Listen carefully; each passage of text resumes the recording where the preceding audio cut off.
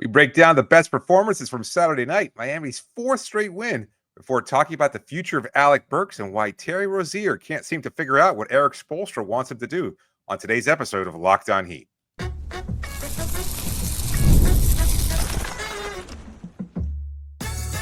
You are Locked On Heat, your daily Miami Heat podcast, part of the Locked On Podcast Network, your team every day. All right, welcome to Locked On Heat, your daily podcast on the Miami Heat, whether you're tuning in on YouTube or your favorite podcast app. Thanks so much for making Locked On Heat your first listen every day. I'm Wes Goldberg here with David Ramil. Both of us are credentialed Heat media members who cover this team every day. And today's episode is brought to you by Game Time. Download the Game Time app, create an account, use the code LOCKEDONNBA for $20 off your first purchase. Have a great show for you today. We're going to talk about whether or not Alec Burks is a long-term piece for the Miami Heat, why Terry Rozier can't fit in, and his curious reasoning as to why. But first, we are recording this on Sunday around 6:11 p.m. Eastern time, David. Before we jump into the show, we want to thank everybody who came out to Saturday's watch party at the Taurus, David. More importantly than these people showing up, our presence alone is why we are 4-0 in our watch parties. Every time Absolutely. You and I go to the Taurus and watch a Miami Heat basketball game, we are 4-0 in those watch parties. That's pretty dang good. I think that's very impressive. At this point, it's not just a fluke. I mean, there's clearly a connection there. I don't know what else to say. We're bringing the good vibes, there's a lot of support. And you know what? Always good to see a win happen in real time with other Heat fans. And we've just been very lucky. And because of the win, a little bit delayed, but it's time for the tastiest segment in Locked On Heat. It's time to hand out credit cookies. Cookie guy. You know how it works? 10 cookies. Got to hand them out for that win against the Sixers. David, where are we starting? We're starting off with Kel'el Larson. There we go. Who gets the surprise start yesterday in place of Andrew Wiggins, who was out. Larson gets the start. And he gets one credit cookie. I wanted to give him more, but honestly, the distribution was so tough based on some top tier performances from other players. But Larson gets at least one credit cookie. He was 2 of 2 from 3-point range, providing the usual hustle. A plus 25, the team highest. Mm-hmm. He was always out there on the floor when Miami needed a bucket, whether it was not just playing some tough defense. He got 2 or literally out there on the floor. Yeah. Yeah, he was impressive in his start. We was talking to some fans at the watch party, huge Kel'el Larson supporters. Obviously, you love his effort. You love his intensity out there. It doesn't always translate to winning, but against the 76ers, that was certainly the case. He had a play where he was defending, I don't know, it was Quentin Grimes, the Sixers' only good player. He was defending Quentin Grimes out on the perimeter. Grimes tried to go for a crossover move. Mm-hmm. And Larson just swiped it away from him, and it turned into he got credit for the steal, turned into turnover points on the other end. And if he's making plays like that where he's fighting over screens, Kel'el Larson, sneaky strong, sneaky athletic, right? Yeah. And when he's able to fight over those screens and stick to his guy and create those turnovers, I don't know that Kel'el Larson's ever going to be an elite shooter. He went 2 for 2 from 3-point range in this game. I don't know that he'll ever be an elite shooter. Or even an elite scorer for that matter. I don't really think that that's necessarily in his wheelhouse, at least not right now, and it doesn't really seem to be how he's going to project, but he's kind of just plugging holes everywhere, right? 4 steals, 4 assists. He had 3 offensive rebounds in this game. Like, that stuff really matters. He's not going to be a star, but he's a really valuable rotation player, and on any given night, he's like, okay, I need you to go be a wing stopper, all right? I'll do my best. I need you to go get some offensive rebounds. Okay, I'll go do my best. So, really impressive game from him. I'm glad you're giving him a credit cookie. Does it last, though? I mean, the thing is, like, I know he's a rookie.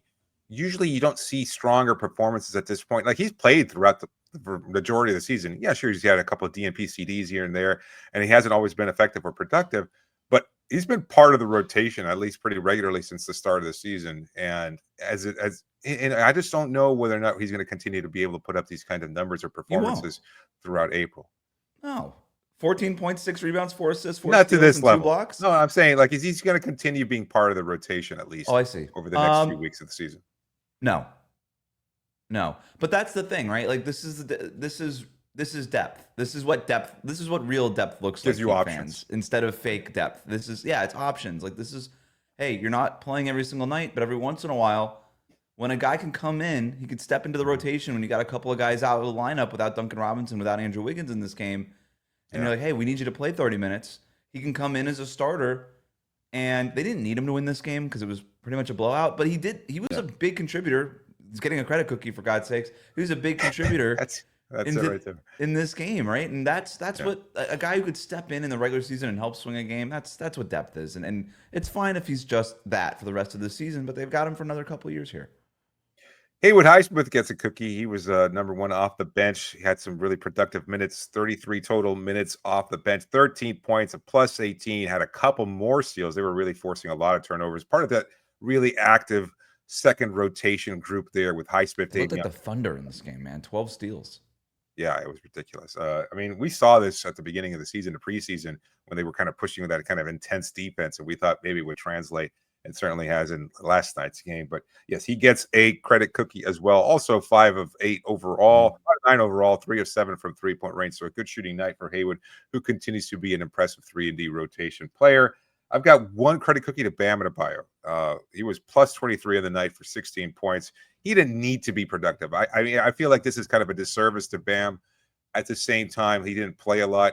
His weren't necessarily the most impactful minutes, and he did struggle offensively from the floor. Although kudos to him on the 2 of 2 shooting from 3-point range. Also had 7 boards, 5 assists. Like, I mean, you have that kind of overall performance. And yes, if he had played 30-something minutes per game, or last night in particular, he probably would have been a lot more productive. But as it is, he's got plenty of credit cookies. He only gets 1. However, he had one thing on Bam. I mean, he had 9 points in the third quarter. Yeah. Played all 12 minutes. He was 4 of 8 in the third quarter, 4 rebounds, 2 assists, and 9 points. And that's when Miami's lead just really ballooned there. Yeah. I'll see where else you go. I feel like he deserves more than 1 credit cookie, but we'll see where else you go with this.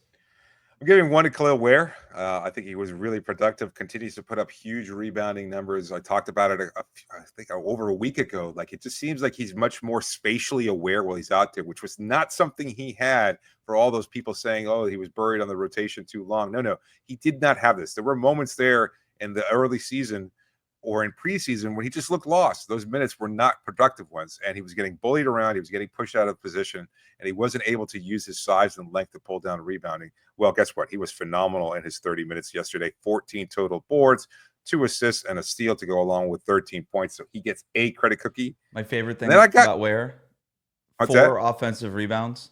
Yes. He was 6 for 6 from the field in that game. His first 3 shots, tip-ins, putbacks. Nothing ran for him. He had a couple of really nice pick and roll finishes in this game, but his first 3 shots, nothing ran for him. He just went and creating something from nothing. Quite literally, hey, that shot didn't go in.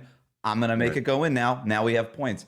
That's where his value is, right? Like the pick and roll stuff, obviously there's value there too, but when you're able to mine those points out of nothing, out of missed shots, now we're really, when you're getting those second chance opportunities, now we're talking. So love that game from him.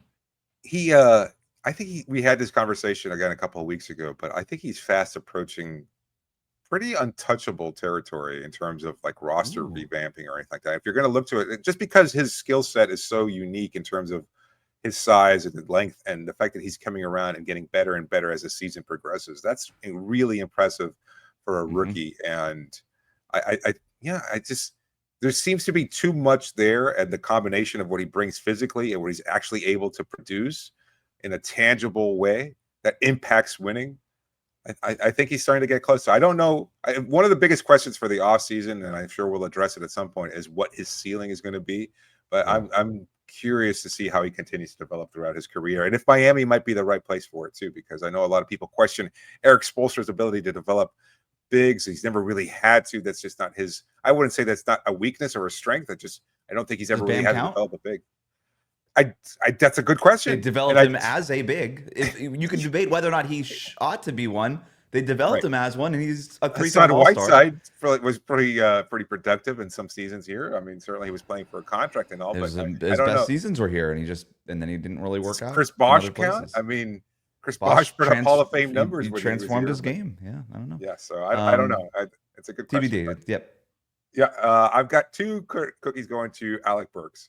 Again, starting productive in place of Duncan Robinson, was 20 points outing there, continues to shoot the lights at 6 of 12 overall, 7 of 13 in total. Just really solid. I mean, and again, you look at the quality of opponent and you can dismiss it, but 20 points is 20 points, and you're getting them from Burks, and he's been a real difference maker. And look, he wasn't always playing. He got a couple of DNPs here and there for good reason. At the same time, the shot wasn't falling. You don't play him because that's what Alec Burks is supposed to be able to provide. And if he can't, then unfortunately he doesn't really earn a lot of playing time. Maybe he was nursing a nagging injury or something like that over the course of the season. But now that he's productive, he's got to get some playing time, and he certainly made the most of it. We're going to have that conversation here in a second. And last, I've got 4 credit cookies going to Tyler Herro. I mean, the star of the game by far. He was just phenomenal. So good. Fantastic overall game. 5 of 9 from 3-point range. Didn't have to get to the line when you're shooting as well as you do, and you're playing against a porous defense like Philadelphia's, but also 7 assists. The idea of him as a continually evolving playmaker just has been one of the high points of the season, and he's flourishing in that role. I think everybody when we talked to yesterday was like, oh, what does Miami need? They need a playmaker. They need a point guard. It's like, guess what? I think you already have, and his name is Tyler Herro. I'm not going to go that far. Oh, like you weren't going to go that far? I love Tyler Herro. He's not a primary playmaker. I like him off the ball. My favorite part in this, my favorite shot. So he goes, you mentioned like he didn't take a lot of free throws. Like there's not a whole lot of analysis to go into this Tyler Herro game. He was amazing. He was just making every shot. He made every freaking shot. And he was hitting a lot of 30-footers and almost the logo shots. He was just on fire. And it was for basically the entire game. My favorite shot of his, my favorite three-pointer of his, I think was his first one. It was off of a Kel'el Ware offensive rebound. Yeah. And he relocates, gets right in front of Ware's passing vision, and just Ware kicks it out. It's amongst the chaos. Again, very Steph Curry-like with the relocation, Tyler. We like this stuff. Kicks out Tyler. Quick trigger. Hits the shot. Philadelphia's defense is scrambling. Tyler Herro hits the open three-pointer, the easy three-pointer there. That, my friends, is what we call chemistry. When Kel'el Ware is doing the thing we want him to be doing with the offensive rebounds, and he finds Tyler Herro, and Tyler Herro is doing the thing that we want Tyler Herro to be doing with the three-point shooting and the relocating and the off-ball movement, and those two things get married and result in some really valuable points, that's what real chemistry looks like. So that was my favorite shot of the game, I think, from Tyler. But so congrats to all those guys getting those credit cookies. Coming up next, a little bit of buy or sell, including Terry Rozier has a reason why it's been a bad season for him. Are we buying it or are we selling it? It's coming up next here on Locked On Heat.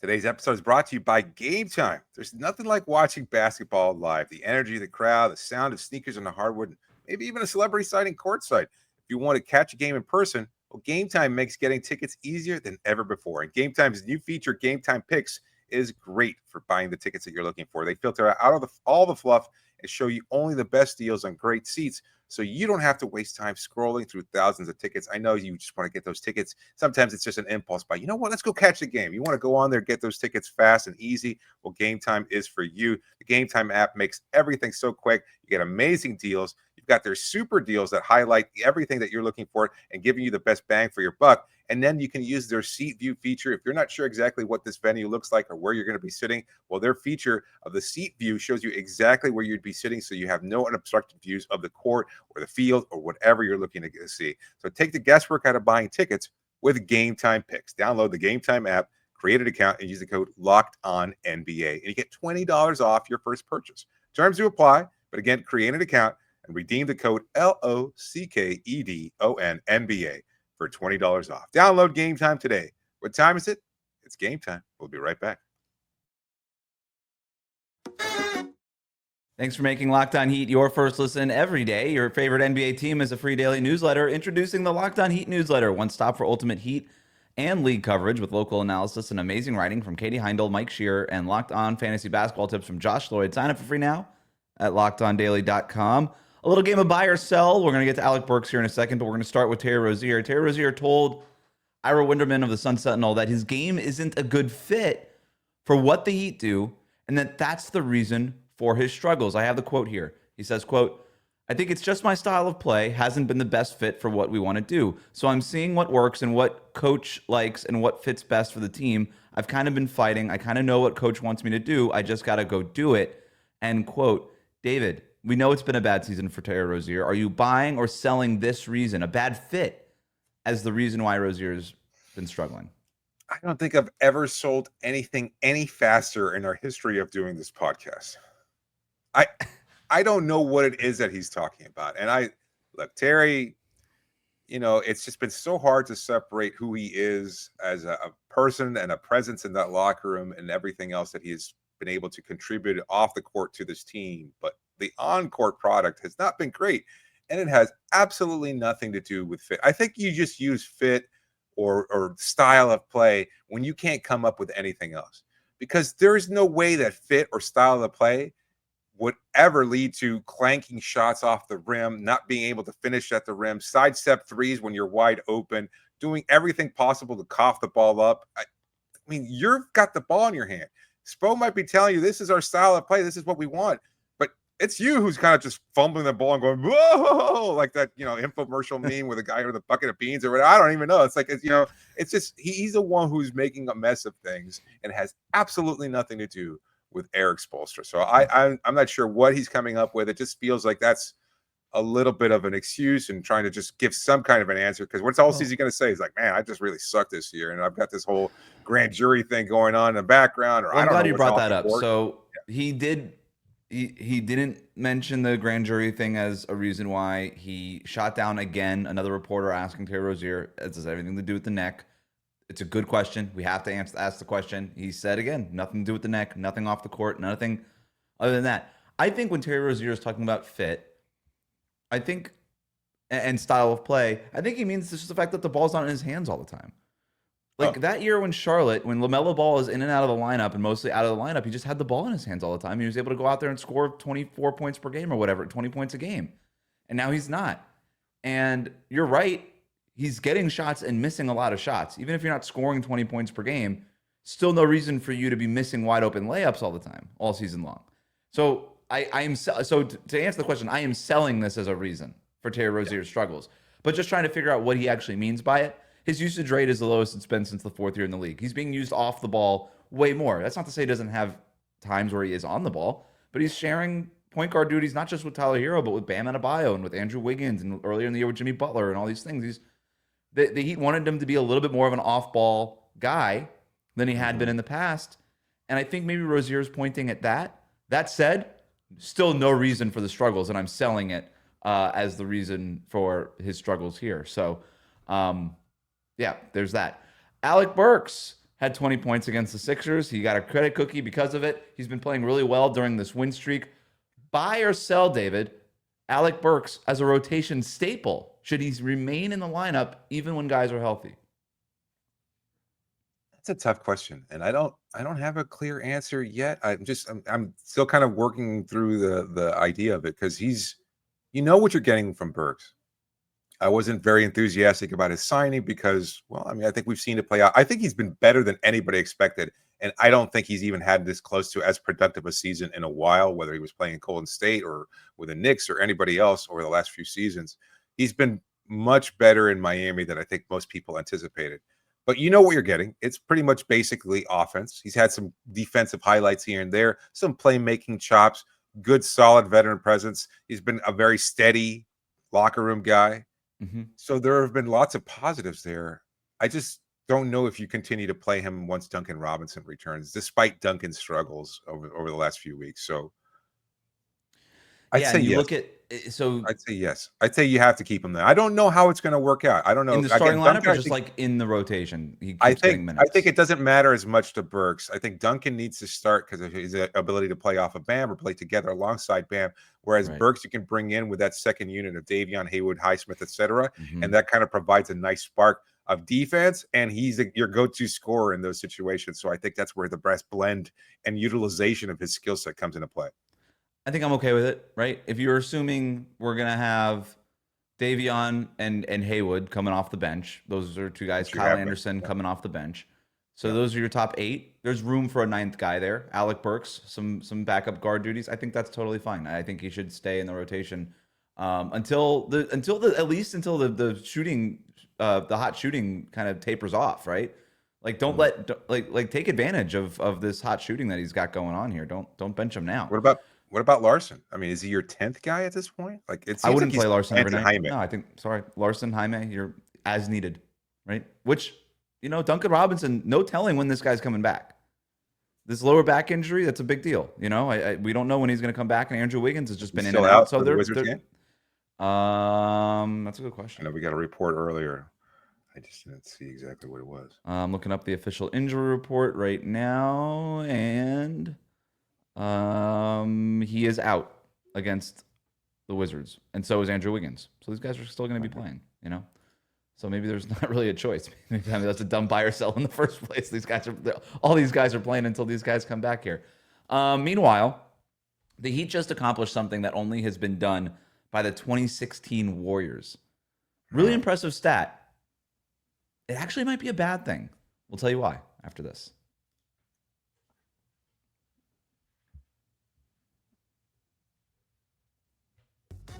Thanks again for making Locked On Heat your first listen every day. Best way to support the show, like and subscribe on YouTube. Follow us on your favorite podcast app. We're just over 16,000 subscribers on YouTube. You could join everybody. Get us up to 17,000. We want to get to 17,000 subscribers on YouTube before the end of the regular season. Let's make the most of the end here. And by making the most of it, you guys helping us get up to the 17,000 subscribers. Also, we have been sharing the images on Instagram, the links on Instagram too. If you want a Credit Cookies t-shirt made by our friends over at Heat Subculture, you can find that at the Heat Subculture Instagram, the link there. We also have the link posted on our Locked On Heat Instagram account and all of our social pages. It's all over there. Really cool t-shirt. Get in on the Credit Cookies. Go ahead and grab one of those t-shirts and rock some Locked On Heat gear. It's our first little foray into merch. Absolutely. T-shirts and such. All right. The Heat made 20 of their 43 three-pointers against the Sixers on Saturday night. And after the game, Cooper Moorhead, who does a great job covering the team for the Miami Heat, tweeted out this stat. The Heat just became only the second team in league regular season history to shoot at least 51.5% on at least 130 three-point attempts across 4 games. This previously was only accomplished by the 2015-16 Warriors. So only those Warriors, championship Warriors team,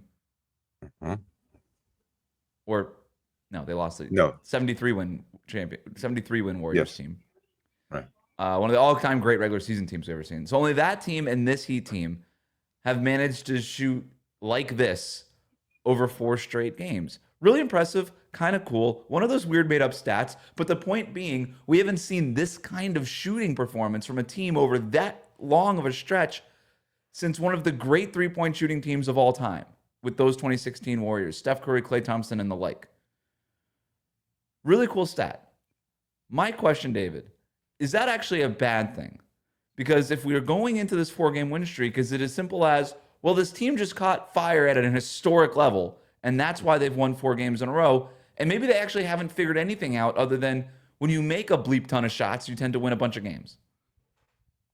Yeah, it's kind of hard to separate the two, right? But what's the process for them getting these looks, though? Is it have they improved in terms of their drive and kick ability? Is it more about the off-ball players getting better looks from guys like Tyler and his playmaking and everything else? Is it just Bam? I mean, who's been hitting threes at a pretty high rate of late as well. So I think it's a combination of things. And I know that there's a concern in general. Like, fans seem to be very reluctant. And it's not even just an older generational kind of thing. This idea of accepting teams that shoot to 3 too much. I don't know why basketball fans of all ages are kind of hardwired to be like, oh, why are you shooting that shot? Well, because it's worth more points than the 2-point shot. I mean, that's basically a basic analysis of why the 3-point shot exists and why it's being taken as much. But even when you start covering like the Boston Celtics, who put up 60-something shots from 3-point range every game, Celtics fans are so reluctant to have them shoot that much because they live and die by the 3, and they're going to die by it. It's just their offense is simple and too simplified. It's like they won the championship last year. They've won a ton of games this year by that same premise. Guess what? It kind of works, especially when you have hot shooting. So I don't know. Maybe that's just a long-winded answer, but I'm kind of buying the 3-point shooting, and I think it's a real weapon. I'm just a little unsure of whether or not it's something that they can continue to sustain. I mean, you've had some really great Well, I'm not going to individual shoot shooting performances. 51%. No. For the Yeah, I rest of mean, the season. certainly that's not the case. Okay. But can they even shoot like above 40% or closer to 40% Mm. rather than some of those games during the losing streak or even at other points during the season when they were shooting 20-something% and when the offense looked absolutely abysmal. So this. No, go ahead. I'm sorry. Go ahead, No, that's it. That's really it. That's the point. So to build on it, that's the right point. And this is classic reversion to the mean, guys. Like, we kept analyzing what's going on in these fourth quarters for this Heat team during this 10-game losing streak. And I kept looking at it, and I'm like, look, I hate to be the guy that's just like, oh, make or miss. But when you're shooting 20% from three-point range in the fourth quarters, and your opponent is shooting 36% from three-point range in the fourth quarter for 10 straight games, you're probably going to lose most, if not all, of those games, especially if they're close. And even if they're not close, you're probably going to lose your lead if you can't make any shots and the other team just makes all their shots. So, there was other reasons why, but I also looked at it and I said, look, I don't think the team was as bad as they were and from a wins and loss perspective and also from a shooting perspective as they were during that 10-game losing streak. I don't think they're as good as they've been from a shooting perspective during this 4-game win streak. They're probably somewhere in the middle. And that's how at the end of the year you end up with what we call an average, right? That's how this all starts. The average doesn't mean you're going to shoot. If you average 38% shooting for the regular season, that doesn't mean that you shot 38% every single night. It means you had nights where you shot 20% and then nights where you shot 51%. And at the end, you get an average. So my point is that the Heat are riding this win streak. I don't think that this is the only reason why they've won 4 games in a row. There's a couple of reasons why. First, let's be frank. The schedule is soft. You got a little cupcake part of the schedule here, and that matters. But hey, you beat the Warriors, and that was a really good win. No Steph Curry, I understand. But look, beggars can't be choosers. You lost 10 in a row. You won 4 in a row. Congrats. They also are winning these games by 19 points per game by average. That's not just three-point shooting. That is winning basically at a lot of different levels.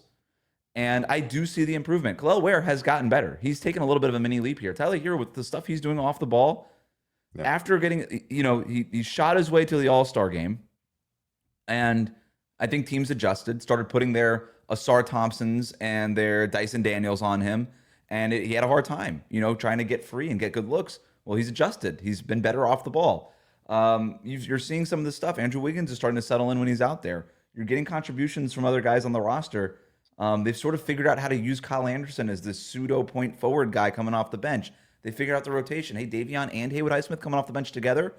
That really helps us defensively with that second unit when we pair them with Kel'el Ware at center. I just think that they're figuring stuff out. The shooting obviously helps. Other stuff is working.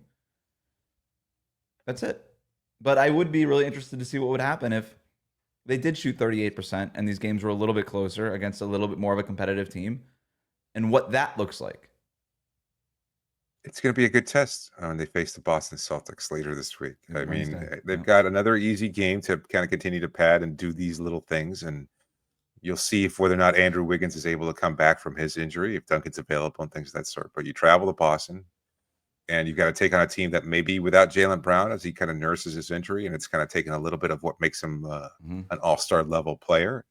But it's a good test, not just in terms of how they play, but the quality of opponent and everything else like that. So it's these games are not always going to be easy. I wouldn't expect to win, but I didn't expect to win against the Golden State Warriors, and I was pleasantly surprised too. And I know a lot of that had to do with the loss of Steph Curry. He wasn't available that night, but that's still a good enough team to beat Miami, considering how Miami had been struggling of late. But to your point, it seems like, they're figuring things out. They're playing better. They are. And right now things are positive. Like, who knows? Maybe they'll continue to let it roll. And they were never quite as bad as they looked. And maybe they're not as good as the streak is, but right now the vibes are clicking. Everything seems positive, and you want to try and maximize this for as long as you can. So I'm curious to see what they do against a clearly superior opponent in Boston. Well, Eric Spoelstra would tell you you're looking too far ahead. You got to take care of business against the Wizards. That's right. Washington. That's right. You can't overlook especially this team.